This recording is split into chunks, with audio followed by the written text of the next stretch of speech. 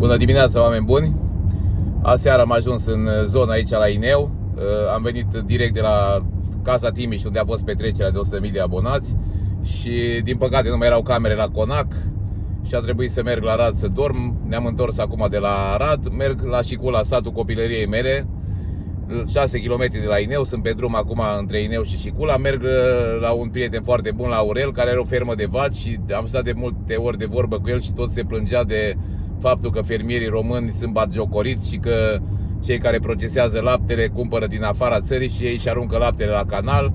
Mi s-a părut un subiect interesant și un subiect care trebuie făcut public, să se vadă toată lumea ce se întâmplă cu fermierii români. Și așa că o să merg la el și o să filmez de acolo de la fermă și o să-i pun întrebări să vedem exact cum stă situația.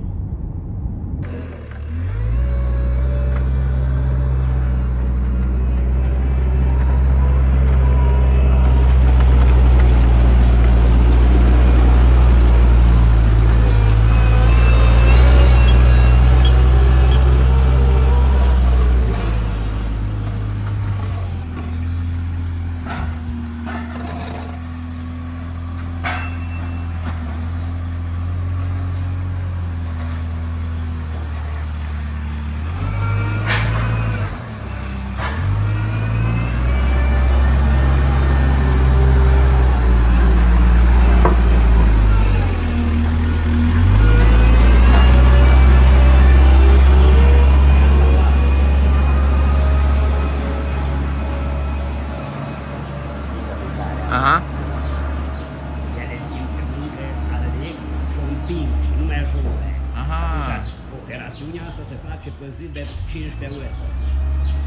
Trebuie să fii tot timpul atent dacă da mâncarea prea departe.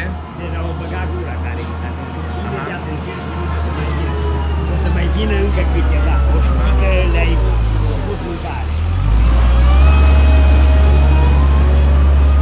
Asta e șmecheria lor. Să le apropii mâncarea de ele. Ele în timp ce mâncă o împing și la urmă nu mai ajung.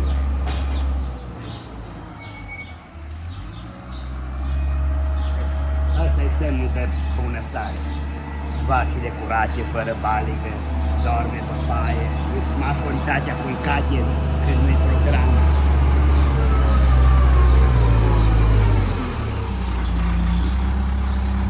Mirajul ăsta stă toată ziua, și Nu mai mergi cu el înainte de în poi. fiecare oră, care ori noi, ori Gabi, ori care nu-i... Dar ăsta e multifuncțional, mai folosești pentru altceva. Da, și pentru altceva se poate. Aha. Are multe accesorii. Am ajuns după un drum de 6 km la fermă. L-am găsit pe Aurel aici în câmpul muncii. Salut, Bine Aurel! ați venit! Bine te-am găsit! Mă bucur că am reușit în sfârșit, de când vorbim de câteva luni de zile, să ajung aici. Și hai să mergem un pic ferma. Ne bucurăm și noi că ați ajuns până la urmă. Vreau să vă spun că avem o fermă de familie. Eu sunt la a doua generație. Părinții mei au început să crească vaci. Când? Păi taică meu înainte de Revoluție și-a cumpărat vaci acasă, aici în fermă. Păi era voie pe Ceaușescu să ai adică să fii fermier? Că parcă... Acum nu era fermier, avea două vaci acasă. Asta e altceva, păi așa aveau toți, aveau câte o vacă, câte două. Așa. Dar aici, în locația asta, am cumpărat în 1998, am cumpărat grajdul ăsta vechi de la fostul CAP. Deci aici a fost CAP-ul înainte. Da. Și am mai rămas doar în 1998? În 1998 am cumpărat, în 2000, în august 2000, ne-am mutat aici, de acasă. Ok. Și am avut 11 vaci. Și acum locuiți aici, în fermă, nu? Acum locuim aici, am mai făcut încă 2 grajduri în 2010, avem casă, locuim aici, muncim aici, toată familia, și fără să avem angajați, când avem nevoie mai vine seara cineva, dar în rest câmpul, animalele, lucrăm doar noi, familia. Dragostea tatălui tău pentru animale ți s-a transmis și ție sau? Mi s-a transmis, am crescut aici, am crescut odată cu ferma și Am mers la facultate, am fost și în străinătate. Ce facultate ai făcut, Aurel? Am terminat medicină veterinară la Timișoara. Ești de profil. Da. Și de ce n-ai rămas la Timișoara, la oraș? Când făceai cabinet veterinar, erai...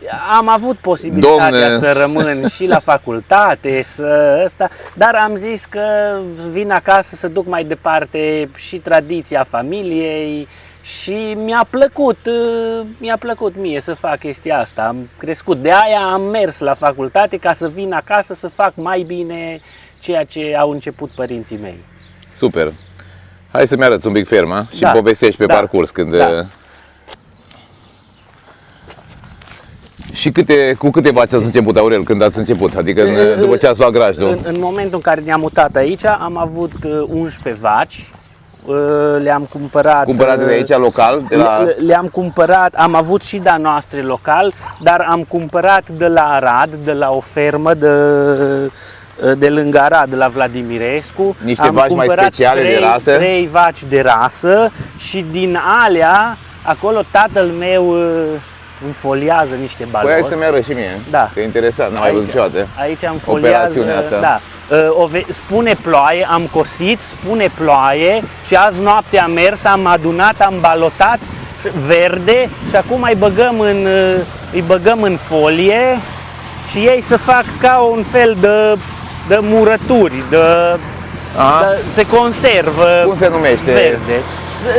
Semifân, silos, de iarbă, de lucernă. Și melasa aia, Aurel, ce? Eu știu când eram mic, dădea melasă la vaci. Melasă rezultă din prelucrarea speclei de zahăr. Acolo când se face zahărul e o substanță care rezultă din procesul tehnologic de la...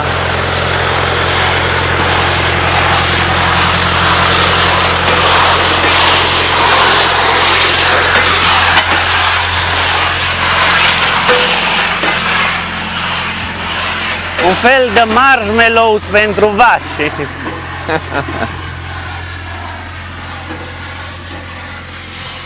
Foarte interesant.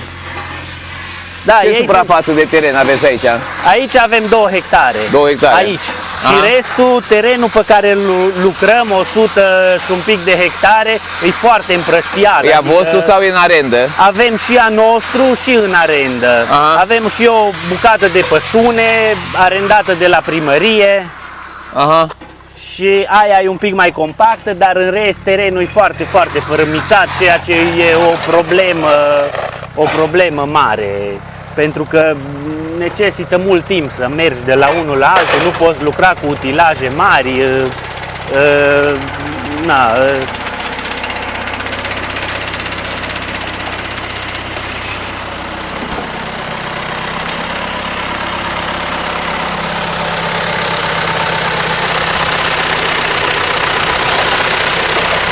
Îmi dai mie să-l dai?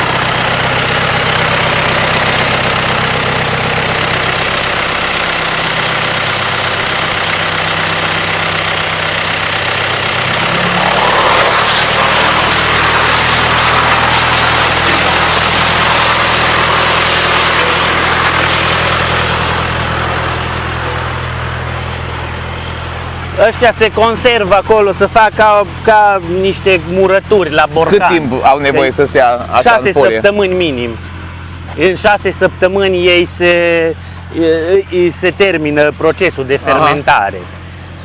Azi noapte i-am balotat, i-am dus acasă și acum mai băgăm în folie și punem și folosim la utilaj iarnă. care balotează, nu? Da, Ăsta, tractorul ăsta sau ce? Tractorul și cu presa din spate. Aveți și angajat sau ești Nu, tu cu tatăl tău?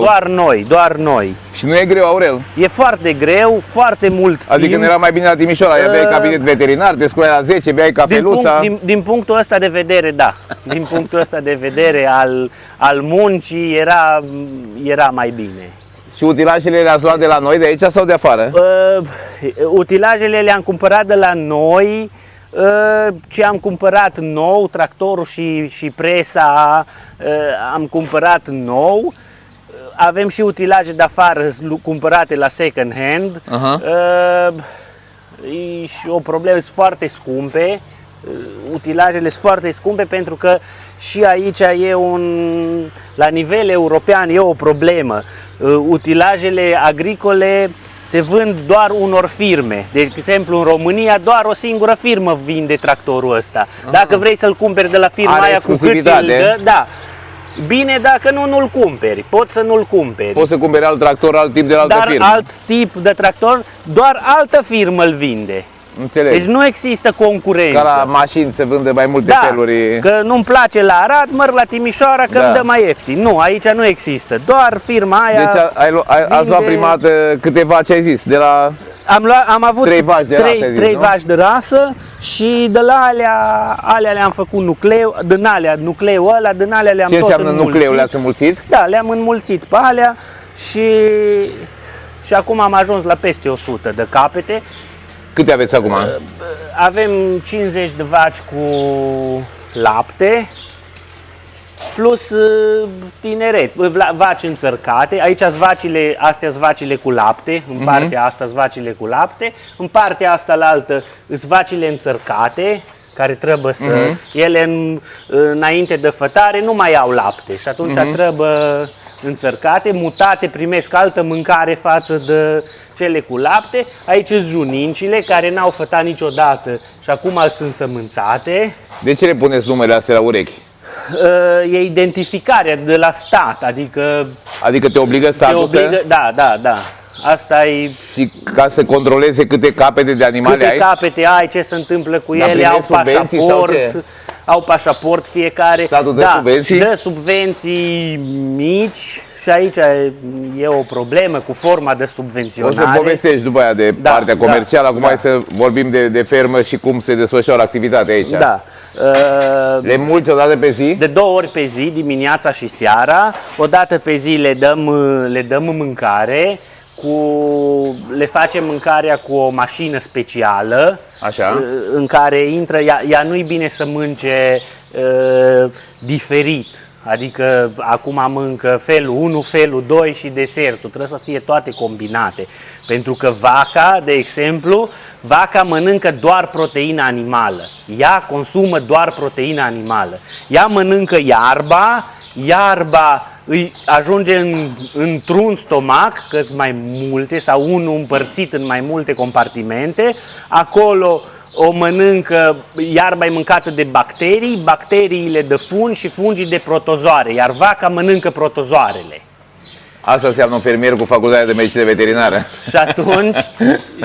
Și atunci, în momentul în care se întâmplă acolo, crește sau scade pH-ul, o parte din toate astea sunt cetinite și nu mai funcționează stomacul cum trebuie și fac tot felul de boli, acidoză, cetoză, Mi-aduc aminte că erai alcaloză. student la Timișoara, îmi povesteai că ești implicat în tot felul de organizații studențești, Da, am făcut parte din organizația studențească, am făcut tot felul de evenimente, ne-am activități. implicat, da, am avut activități.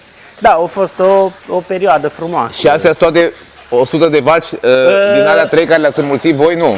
Din alea 3 pe care le-am înmulțit noi și am mai cumpărat în 2007 încă 7 juninci tot de acolo, atunci s-a închis ferma respectivă. N-ați luat vaci de afară? Din străinătate? Ele erau duse din străinătate. Din străinătate, dar voi direct n-ați luat din străinătate? Nu, n-am luat direct. Deci doar din România, de aici? Da. Doar că le-am tot însămânțat cu material seminal de afară și atunci, pe linie paternă, practic, ele sunt din America, din Canada, din Germania. Deci dacă vorbesc engleză mă înțeleg. Da. Da. Și acum ai 100 și ceva ai zis, nu? Da, acum avem 100 și ceva de capete. Și cam cât lapte dau acum, Aurel, vacile? Adică Acum la 100 și ceva de capete? Deci 50, doar 50 sunt la mulți și avem undeva peste 1000 de litri de lapte predăm la procesator pe zi. 1000 de litri.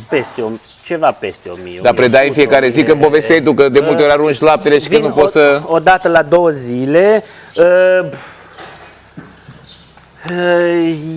Laptele, cum să zic, nu știu, ei știu că laptele e perisabil și atunci ne dau un preț mic pe el pentru că n-ai ce să știe că faci, altfel îl adică ori îl arunci. arunci, Adică ori îl dai cu cât speculează vrea. chestia asta. Exact, pentru că nu avem, cred eu, un stat care să Vă protejeze.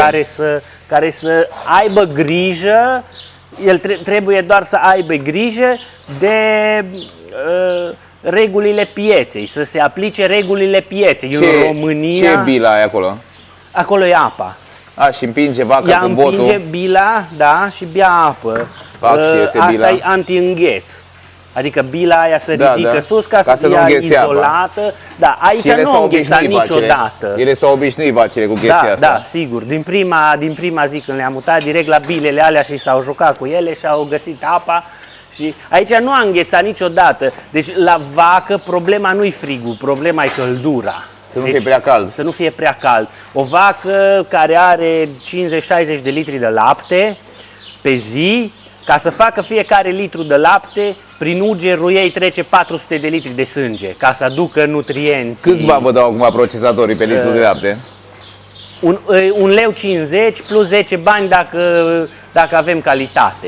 Adică fac analize. Calitate înseamnă că laptele conține multe grăsimi și... Grăsime, proteină, numărul total de germeni, numărul de celule somatice, adică germeni însemnând cât de curat este mulți și cât de repede este răcit, și celule somatice dacă e sănătoasă vaca, ugerul de la care l-ai emulsi laptele, dacă e sănătos. Cu cât se vinde un litru de lapte bun în supermarket? Păi undeva la 10 lei.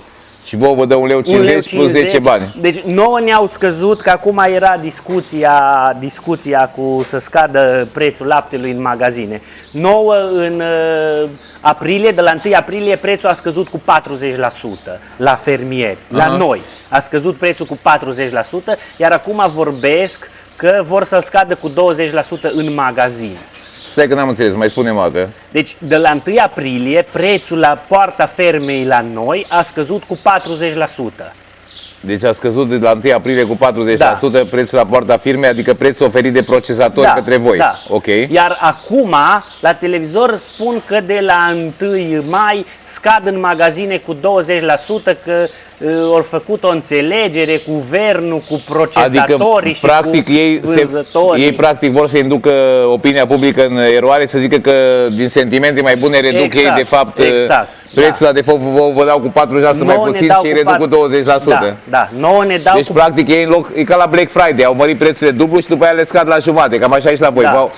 Vă dau mai puțin pe lapte cu 40% și ei au mai puțin cu 20%, deci am mai câștigat încă 20% de fapt din toată treaba. Ce șmecherie ordinară, ce... Da.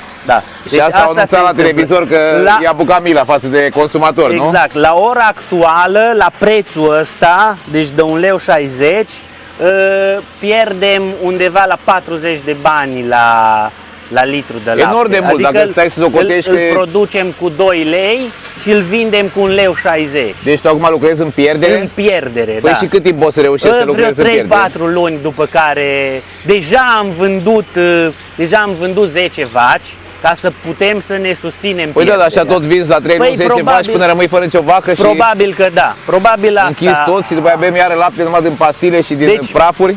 Laptele deja e, cum să zic, laptele deja vine de afară. Ascultam la radio în timp ce mergeam cu tractorul, nu știu, cred că secretarul de stat, Emil Dumitru, parcă sau așa nu ceva. Cunosc, nu știu. Nici eu nu știu, dar am auzit la radio că doar 45% din laptele care se procesează în România provine din România. Restul e dus de afară. Păi am un prieten care lucrează la o firmă de procesare, te-am pus pe tine în legătură cu el și îmi spunea că ei iau lapte din Ungaria și procesează aici în România. Da. Din ce cauză? Nu știu.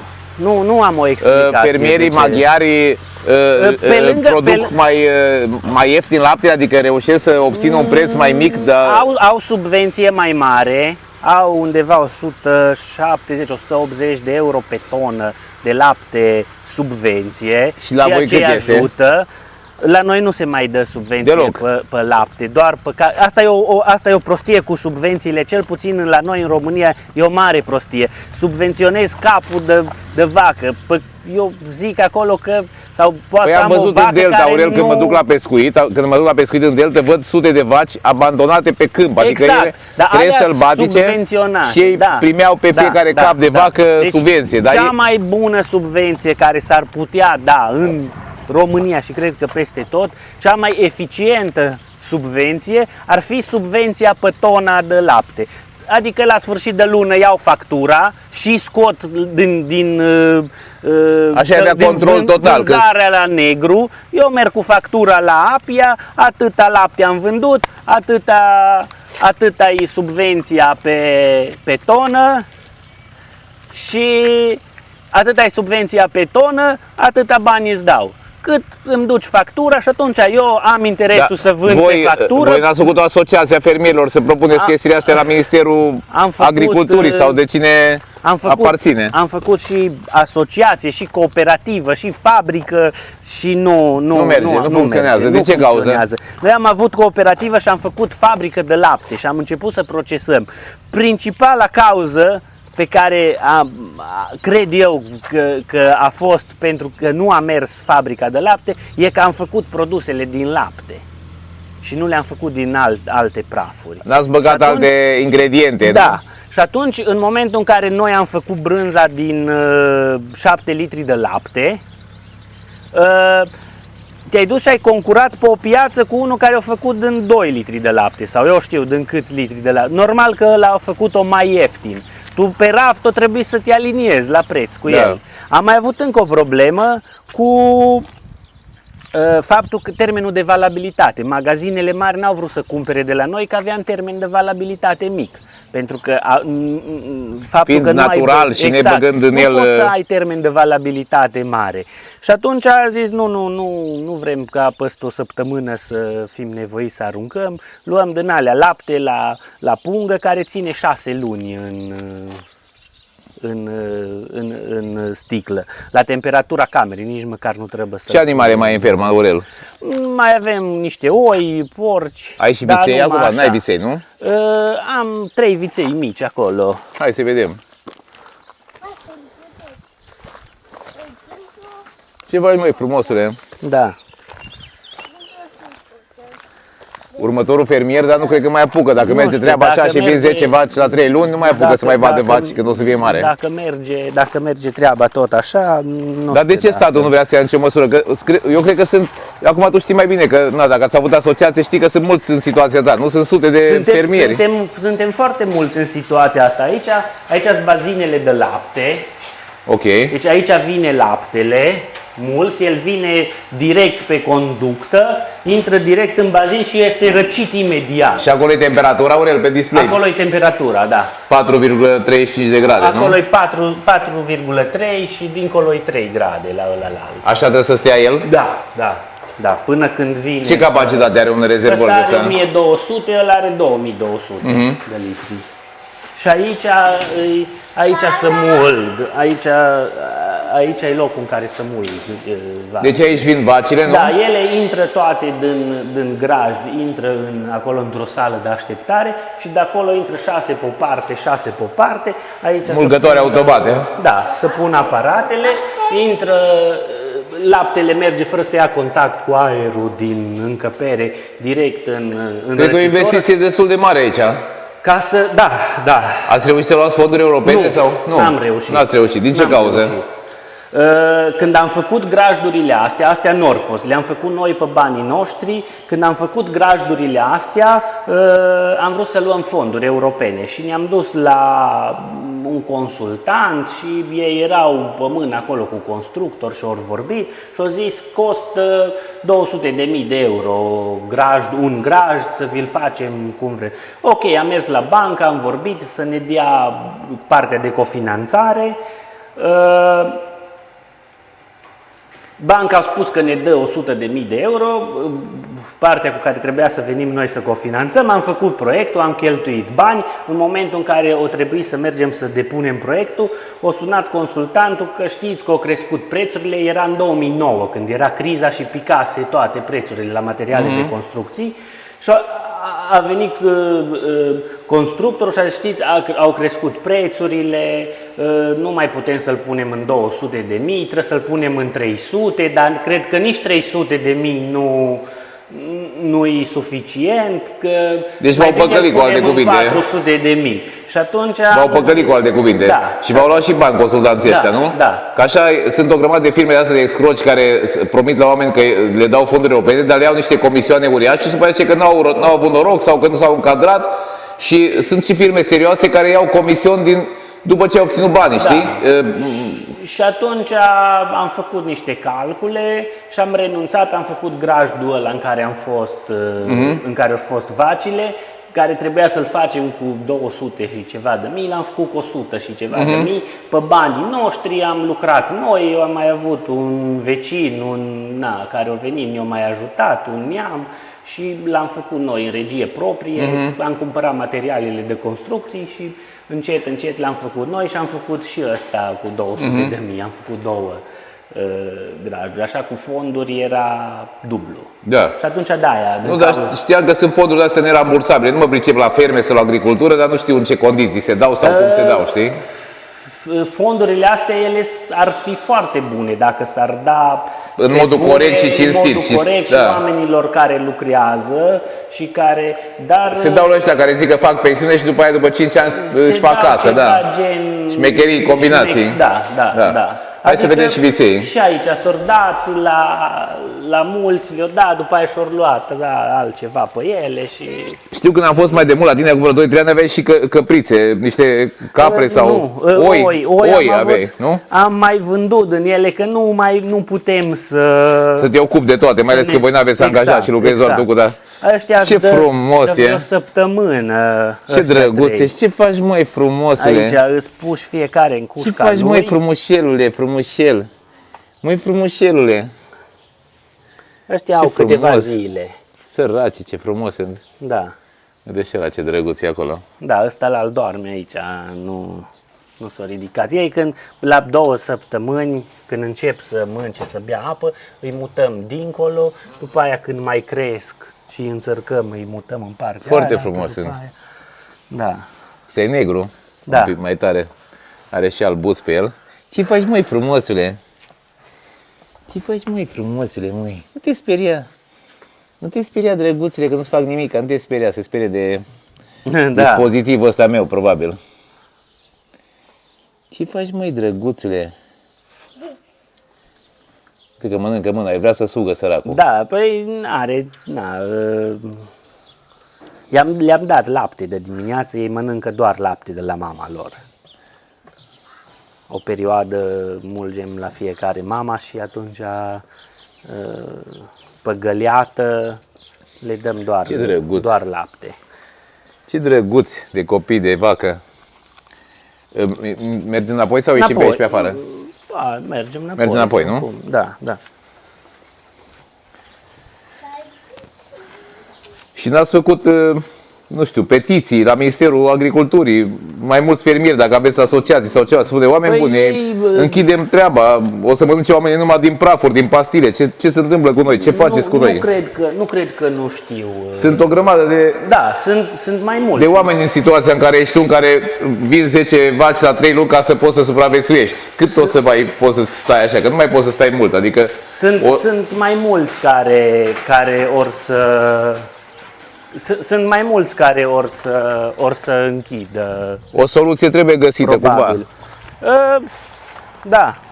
Ăștia scăței aruncați, îi aruncă aici la noi și... Știe că aveți fermă și că le dați lapte? Da. Și aruncă oamenii țărani, nu? De aici, din... Nu știu, din alte sate, nu știu, nu am... Dar ăsta e aruncat aici. E abandonat? E abandonat, da. Câți căței ai, Aurel? 3 am acum. Doamne ajută, Ghiță! Doamne ajută! E tatăl meu. Povesteam aici cu Aurel de problemele care sunt și să vedem ce sunt mai multe se probleme poate. decât treburi bune. Mai Da. mult rău decât bine, cum zice Păi ceva trebuie să se schimbe, că nu mai pot să margă tot așa treaba, adică ceva trebuie să se întâmple, Deci, nu? Păi se întâmplă. Abatorul nu mai e animale numai cu programare peste 2 luni. Și dacă ne uităm sau ascultăm, mai citim știri, mai nu știu ce, ca la carne, suntem cel mai bine la carnea de bovină. Deci alea facem, pentru că se scoate Scade numărul. Scade efectiv, numărul de animale efectiv matcă. efectiv care ar trebui să rămână să facă lapte. Scade în fiecare an. Scade puternic. Facem, Deci asta e problema mai gravă. cumpărăm tot mai mult de afară. Iar acum o săptămână am auzit la televizor, la știri, un secretar de stat, nu mă duc aminte cum îl cheamă, în Ministerul Agriculturii, spunea că 45% din laptele procesat în România îi produs în România. Restul îi importat, plus alte produse lactate care se importă. Plus alea care se fac de n-au văzut lapte niciodată, adică brânză și... Numai numele le cheamă. Exact, da. Numai numele, dar se duc și din lapte, de afară. Asta vorbeam cu Aurel, că nu înțeleg dacă avem lapte destul aici și avem fermieri destui, de ce cumpără lapte de afară, Păi Ghiță? n-avem destul. N-avem Deci destul. nu avem, noi deci nu e o problemă, procesatorii au un monopol la ora asta pe lapte. Ești foarte puțini în țară, mari, puternici și fiecare e pe zona lui, nu umblă, nu intră unul peste celălalt, dă prețul care vrea să dea fiecare și laptele din România îl e la preț mic și cei mai trebuie duce de afară. Asta se gândea. Și dacă l-ar cumpăra de la noi cu 3 lei acum, el tot atâta cumpără, tot nu are destul, tot trebuie să cumpere. Atunci țin piața la noi jos și îl cumpără ieftin. Deci Și un fel mai- de cartel al lor, cum ar veni, adică mai e mult. o înțelegere Sigur, între ei. Au asociația lor, aprilul lor, în care să înțeleg care cât să dea Și care de unde să ia? Da. și de unde fiecare din zona lui. Și dacă noi avem o cooperativă în Timiș și am încercat să ne mutăm la alt procesator. L-am sunat, președintele, l-a sunat, domnul, avem lapte de vânzare, nu știu ce, cât aveți? 30.000 de litri pe zi. La cooperativă, de mai multe locuri. Nu sunteți interesați? Ba, suntem, cum să nu, ne trebuie. Nu știu ce, din unde sunteți? Din parte din Timiș și parte din Arad. Dar la cine îl dați acum? Păi la nu știu cine. Vorbim, vă sun peste 3 zile. În veci nu mai răspund. Da, pentru că ei s-au înțeles între ei să nu se bage unul peste altul. Da, din cauza asta. În momentul în Dar care asta dai trebuie- la celălalt procesator, că-s doi pe zona din Caraș, Timiș, Arad, Bihor, satul mare, dacă te schimbi la celălalt, îi lasă la ăsta pe altcineva. Fac rocadă între ei. Dar asta nu e corect, pentru că e concurență neloială, adică ar trebui să sesiza Consiliul Concurenței și făcut ceva, adică nu e în regulă, adică tot omul de rând să sufere care muncește și să neață până Problema seara. e alta acum. Dacă auzim la televizor, la știri, în presă, procesatorii și Magazinele, magazinele, retailerii. vânzătorii au căzut de acord cât îți de generoși să scadă 20% din prețul laptelui la rapă. Dar de la 1 mai, dar de la 1 aprilie ne-am scăzut 40%. 40, deci practic ei au Iar- crescut cu 20, Da, mai și au mult. crescut Bihor, profitul. La cooperativa din Bihor au scăzut aproape cu 50% prețul. Și ne spune că va mai scădea. Și atunci ce o scăzut? Eu câștigat. Deci practic ei vor să omoare Da, activitatea. Deci firmele, sunt firme mari multinaționale care, la fel cum spune Stefano Liberti în cartea Stăpânii Hranei, firme lăcustă care vin, scot maxim de bani și lasă pârjolii tot în spate. pârjolit Da, în spate. da. Nu-i mai interesează. Dacă mâine nu mai e niciun fermier în România și-o strâns Așa e în bagajele toate- și o plecat în în altă toate parte. După aia descurcați-vă voi. Domeniile, mai ales pe partea de hrană și de asta. Da, sigur. Deci noi anul trecut ca stat am importat mai mult cu 35 de miliarde decât am produs, adică practic 70% din cât se consumă hrană în România, Da. că vorbim de carne, că vorbim de lapte, că vorbim de orice, importat de afară, 70%, deci așa am ajuns la 80% din carnea de mici e dusă de afară. Și o să ajungem la lapte, vorbim, că am auzit la televizor, secretarul de stat, nu mă duc aminte în numele lui, cum l-a chemat, că numai 45% din laptele procesate în România e produs în România. Dar din ăla 45%, cred că mai mult de jumătate e produs în România, dar de cetățeni străini.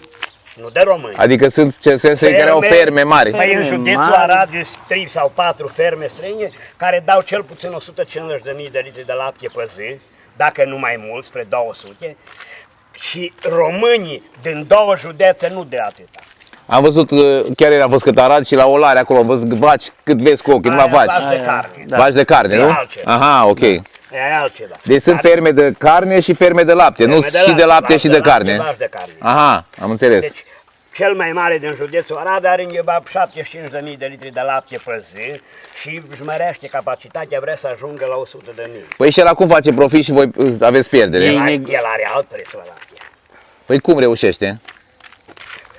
Deci Este de-a lui și cei ce-l cumpără. era la radio El nu-i român. emisiune. Și cei care cumpără procesatorii Adică este de-a lui de țara procesatorii dau mai mulți bani decât vă dau vouă. lui. Da, sigur. Da. Păi cum e? Nu înțeleg. Zice că de mult, dar ce e de? Că Cu cât e cantitatea mai mare, cu atâta, adică dacă tu să mai cumpăra cu 1000 de vaci, s-ar da și ție 4 lei în loc de 2? Nu. Deci nu așa mere treaba. Probabil m-ar da mai mult cu 10 bani. Deci români care, Deci- știu eu, e cât mine și care are 5.000 de litri de lapte. E tot cât mine. Aha. Cam vrea avem 1.000. Cam Da. câte ferme sunt la nivelul vostru așa la 100 de vaci în județul Arad? Puține, nu? Și sunt puține în fiecare. Scale. Deci noi acum am vândut 14 vaci. Mi-au zis Am vrut Aurel. 10 acum și m-am mai vândut. Deci Încă am 4 avut înainte. 66, mai avem 52. Dacă mere tot așa, pe toamnă o să avem 25 și avem Până la urmă- două variante. Ori le vindem toate, ori ne lăsăm 25, 30, câte putem noi să vindem laptele. Dar nu Direct. Păi și dacă le vindeți toate, voi asta faceți de o viață, ce faceți, Ghiță? Facem altceva. Probabil o să meargă afară, eu ies la pensie peste 2 ani și el îl cheamă în Austria doctor. Deci are loc unde să meargă. Să meargă cu familia, o să vindem tot ce avem, să-i dau banii, duce și îți cumpără casă în Austria și Și gata, s-a terminat. odată pe an la Paștile Morților să vezi bunicii și străbunicii că mere popa în cimitir. Da, nu e Probabil bine. asta vom face. Deci astea două variante le avem. Nu e în regulă, nu e în regulă e. și nu mergem într-o direcție bună. Dar totuși, fiind așa mulți, eu cred că, poate că nu sunt județul Arad așa mulți, dar în toată țara sunt mulți în situația voastră, mulți fermieri. Nu este o asociație care să meargă în fața, cum merg afară. Ai văzut că în Austria, dacă se întâmplă ceva, ies cu vacile, cu tractoarele, cu paiele, le aruncă în fața guvernului acolo și dau cu ei de pământ. Și fermierii în Olanda și în... În Noi nu Olanda suntem au atât blocat de tari. autostrăzile. Pentru că de la mine noi dăm lapte la procesator înspre nord, următorul care dă la 40 de kilometri. Spre vest e la 30, spre răsărit avem 100 și ceva de kilometri până la județul Hunedoara și nu știu pe nimeni ca noi. Spre Arad mai este în jurul Aradului câțiva. Deci noi suntem foarte puțini și nu ne putem duce. Noi de astăzi, aseară am venit la 12 noaptea de la Fân și ne-am sculat Și la nu 5 ai, jumate, nu am ai început. efectiv, nu ai... Și nu avem ai vreme, timp. noi nu suntem ca ciobanii. Da, nu avem timp. Deci noi nu suntem ca ciobanii. Ciobanii nu au făcut o investiție, tot cum a avut și moșul lui, și azi mulge într-o găleată de plastic. Ce-o mai îl luat, întreabă tractor? nimeni. Numai în Jeep și-a făcut investiție și în confortul lui, în căști, nu știu ce. Deci el nu a făcut fermă, nimic, el tot așa trăiește. Ziua. Du-te și ție de acolo. O venit după lapte. Aha, aha.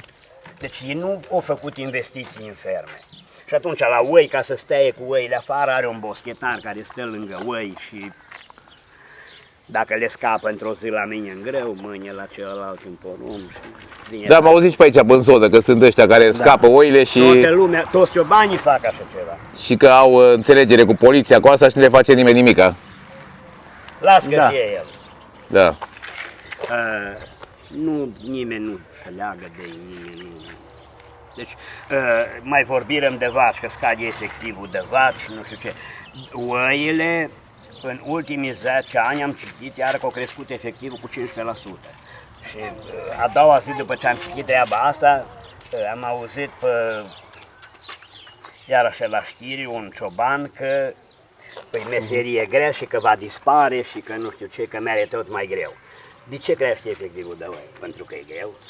Nu, la voi se și vede că voi ați scăzut efectivul de vaci, deci clar că ceva nu-i bine Nu și... numai noi am scăzut, nu numai... toți, inclusiv ăsta mare, îmi spune cine le duce la abator, este o firmă care se ocupă de le strângi, reduce la abator. Îmi spune de la ăla cu care are 2000 și nu știu câteva, 2500 cu lapte, săptămâna trecută am dus 30, săptămâna asta mai 20 în ceea ce vine. Deci și ăla vinde. Dar nu le poți vinde, că abatorul nu... Nu Biruie poate să taie. Și are programare. Din cauza că sunt așa multe? Toată lumea le vinzi, că n-au ce, noi nu putem să merg, nu putem să funcționăm. Noi am vândut 10 vaci ca să mai trăim 3 luni. Că Și peste 3 luni iară vin 10 vaci și peste 3 luni iară vin 10 vaci sau care? Din moment ce eu produc laptele cu 2 lei și îl vând cu 1,60 lei. Cu 2, mai mult de 2 și 2, cam ăsta e prețul de producție. Și îl dau cu 1,60 lei. Cât poți să rezisti? Deci vând Dar statul vaci nu mă ajută cu nimic, cu nimic? Ba, ajută, dar subvențiile statului alea... și subvențiile nu se dau. Că zicea Aurel că la unguri le dă mai mare subvenții la fermieri. Așa să zice. Da, și le dă pe lapte, adică cât lapte ai vândut. Păi așa trebuie să avem după vaci. La noi toate subvențiile care se dă, e o campanie electorală. Deci se dă pe vacă. Dacă mereți amul la Arad, o să vedeți acum niște vaci cârni amărâte. Da, cum a zis că ați văzut în Delta. Da, în Delta abandonate, sute. Și mine. Da. Și ăla nu face nimic cu vaca, e abandonat acolo. Nu mai e bani acasă. Eu cumpăr pe lună de 50 de milioane numai premix ca să le dau. De 80 șrot de soia, dacă nu-i dai, n-are la. Da, am văzut că vacile sunt foarte frumoase, foarte îngrijite, foarte hrănite. Deci atâta eu și eu cât e și ăla. Asta e subvenția. Și subvenția e mică. Nu-i corect, cum asta Aurel, bă, vin cu laptele, cu factura, dăm pe cât am produs, cât lapte am produs. Cât am muncit eu, exact. Pentru că țara o beneficia de munca mea. Deci eu dau de lucru la o grămadă de procesatori, la muncitori în fabrica care procesează. La vânzători, la alții care vin care să... sunt în fața mea, de la care cumpăr șrot, cumpăr medicamente, cumpăr premixul, ăia sunt în fața mea. Deci le dau de lucru. Țara face venit după ăștia, din TVA, din impozite pe salarii, din nu știu. Și atunci îmi dă și mie cât de la care nu produce nimic. Aurel, dacă ai fi mâine ministru agriculturii, ce ai face ca să poți să pui treaba asta înapoi pe roate și să... Ce măsuri ai lua? Că tu știi situația. Da. Ce ar trebui făcut ca să... În primul rând ar trebui aliniate. Deci prețul la lapte acum în Austria îi 60 de cenți. 58, 53 până la 60. Eu am fost în Austria. Atât ale de la fermieri? Da, la poarta fermei. Adică chemați oamenii ăștia, procesatorii, vânzătorii și bă, oameni buni. Păi, dar la raft prețul în Austria e cât la noi, nu? E mai mic, e un euro. E mai mic ca la noi. Mult mai mic. 1,2. Deci la fermieri în Austria dă 3 lei pe litru de lapte și vouă vă dă 1 litru 50, 1 leu 50. 1 leu 50, 1 leu 60. La noi se vinde cu 10 lei, nu? Da. Și în Austria se vinde cu 7, nu? Da. Incredibil, incredibil. Da. Deci asta e. Păi deci cei asta care... ar trebui. Samsari, cum se zice Ghiță, Samsari câștigă. Eu scăzut nouă cu 40% de la 1 aprilie prețul la lapte și scade cu 20 în prăvălie, dar... Dar aici Consiliul Concurenței ar trebui să intervină imediat, pentru că... Noi nu avem așa ceva. Nu intervine, na. La noi nu e asta. Nu se întâmplă. Este, dar probabil că n-au fost sesizați sau nu știu despre ce e vorba sau... Garantat. Subvențiile date la omul care muncește, date pe ce trebuie, pe producție, pe ce să vinde. 100 de litri de lapte, 2 bani pe litru, 5 bani pe litru, n-a bani. Ai băgat 1000 de kg de carne, atât ai. Deci soluții sunt, dar nu se vrea. Adică politicienii probabil sunt sponsorizați de ăștia care fac bani mulți de pe spatele vostru. Deci subvențiile în România, 90% din plățile directe în România se dau pe cultura mare, pe grâu și porumb, care pleacă afară și importăm făină. Noi ducem grâu în Ungaria și importăm făină din Ungaria și cocă congelată să facem pâine. Iar 90% din subvenții se duc tot la ei. 2% din plăți se duc la procesare. 8% la zootehnie, deci cumpărăm 80% din carnea de porc, dar dăm doar 8%, 55% din lapte, dar noi dăm 8% din banii de subvenții, îi dăm la ăștia ce fac, ce ducem noi de afară și dăm majoritatea banilor la ce exportăm. Da, e un paradox foarte... Asta nu e bine, deci, nu e bine. E ceva... Merem după aia. Deci e ceva de neînțeles. Aici cred Nu, că trebuie cred că ar făcut ceva, trebui făcut. da, trebuie făcut ceva urgent și schimbat sistemul, salut. Trebuie schimbat sistemul, adică trebuie să primiți subvenții pe, cum ai spus tu, pe producția de lapte, nu pe câteva vaci ai pe câmp abandonate. Pe câte tone Pe de... ce produci, Da, câtă carne Pentru de că porc statul am român ia produs? multe zeci de miliarde de la Uniunea Europeană și îi dau la Nu e șmecheri. vina pe Uniunea Europeană, că ei nu ne dă voie să dăm pe produs. Ei trebuie să dăm pe unitate, Păi la austrieci de ce le dă pe produs? nu pe produs. La unguri, Nu știu cum. La unguri le dă pe tona de lapte. pe tona de lapte. Da, Păi atunci da, dacă Uniunea Europeană permite la unguri să dea pe tona de lapte, trebuie să permită și în România, nu să dea pe tona de lapte, Probabil nu? Că ungurii mereu se ceartă cu Bruxelles aici. Nu că se ceartă, dau cu pumnul în Dau cu masă, băi, pumnul, țara da, noastră, la sunt noi oamenii n-are noștri. cine. La noi nu are cine Eu de să multe ori facă am zis, mie îmi chestia place asta. foarte mult de Orban, că el ține la țara lui în primul rând, adică nu mere... Adică, Da. Dacă, băi, la voi, dacă mere așa că le dai pe hectar, pe nu știu ce, dar la noi nu mere. La noi nu mere. La ei nu-și permite nimeni să facă, să țină animale ca la noi, să le dea drumul pe hotar și să fie numai sufletul în oasă și pielea acoperite oasele. Dar eu ți-am Dar scris- dacă le ține, le ține. Lui poate da pe cap, dar la noi iasă întotdeauna oportuniști care prinde. Cum se Păi, prind? ți-am zis, sunt deltă sute, că mă Da, la pescuit da, pe da, canalul da, ăla, da, da, sute, da, sute de vaci, de cai, de vai și amară. Da. Și la noi este. Este oameni care are 100 de vaci și nu știe de ele. Nu știe de ele unde Vara, sunt. Iarna, pe nu știu Pe câmp, pe pădure, pe... Exact, Și e abandonat subvenție acolo. ca și mine, poate Da, și da, mai da, mult. da. Am înțeles care e situația, sper să uite cineva la noi care e competent și care poate să ia măsuri și poate să... Oricum, nu e bine ce așa și sper să reușiți cumva, să ieșiți la liman și să nu, că e păcat de munca voastră și de atâția zeci de ani de zile de când sunt 30 ceva de ani de la Revoluție și voi asta faceți de atunci și Țara nu mai are nevoie de noi. am înțeles. Merem la alții are care au nevoie. nevoie. Ce Și să care... Deci, Mult- efectiv, suntem într-o situație Și mai e limită. încă o problemă, noi ne cunoaștem, care eu sunt bătrân și care sunt ca mine, ne știm din Arad, din Timiș, cam toată lumea ne cunoaște. Majoritatea dintre cei ce sunt ca mine sau mai tineri cu 10 ani, n-au urmași să le ducă, cum am eu. Deci nu are. Deci moare treaba. Marța trecută am fost în Chișinău, Criș, la niște prieteni de-a miei, mai bătrâni decât mine și m-au arătat că, zice, noi avem peste 70 de ani, nu să știi când le mai ținem. Avem două fete, una e doctor dentist și cealaltă e asistent la el. Deci alea nu le mai trebuie, aștia nu să știi când. Am un prieten la Nădlac, are o fată plecată în Italia, cu studii superioare, plecată acolo, aia nu-i mai trebuie, va spune lumea.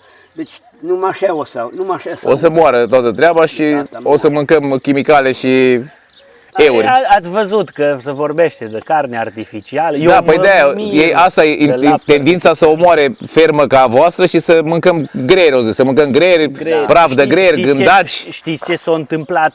Deci chestiile astea s-au mai încercat în timp. În timpul celui al doilea război mondial, englezii fiind din insulă, nu și-au putut produce proteina suficientă pentru oamenii care au fost pe insulă. Ei au importat din America soia și proteină vegetală. Submarinele germane au tot scufundat navele care veneau din America cu proteină. Și atunci ei au găsit soluția, cadavrele de animale le deshidratau, le sterilizau și le dădeau să mânce animalelor. Și nu mai trebuia să importe proteină. S-a terminat războiul, dar practica a rămas. După 40-50 de ani a început să apară niște bolile prionice, vaca nebună, encefalopatia spongiformă bovină. Iar acum cercetătorii au făcut legătura între acea proteină pe care ei le-au dat-o, făina de carne, făina de oase, acum e interzisă în toată lumea, pentru că s-a făcut legătura între acele boli grave, cu o etiologie foarte gravă și necunoscută, nu sunt nici bacterii, nici virus, nici paraziți, deci e ceva complet nou, care a apărut după 50 de ani și nu are tratament.